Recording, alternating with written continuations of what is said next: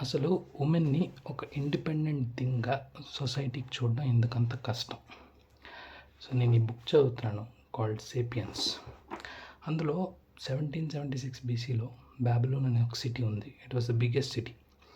And they have a code called code of హమ్మరాబీ.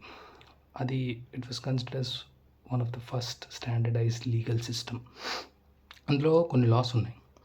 అందులో ఒక లా మీరు చదివితే, if a superior man strikes a woman of superior class and thereby causes her to miscarry her fetus, he shall weigh and deliver 10 shekels of silver for her fetus. If that woman should die, they shall kill his daughter. అంటే ఇది ఎలా ఉందంటే, నీ chocolate వాడు తీసేసుకున్నాడు కాబట్టి వాడికి కూడా నువ్వు ఒక చాక్లెట్ ఇవ్వాలి. సో ఉమెన్ ఒక ఎసెట్ ఆర్ కమోడిటీ కిందే స్టార్ట్ అయింది. ఆది అనర్థం అనమాట. స్టార్ట్ అవ్వడమే అలా స్టార్ట్ అయింది. And he also writes, in many societies, women were simply the property of men, most often the fathers, husbands, or brothers. Rape in many legal systems falls under property violation.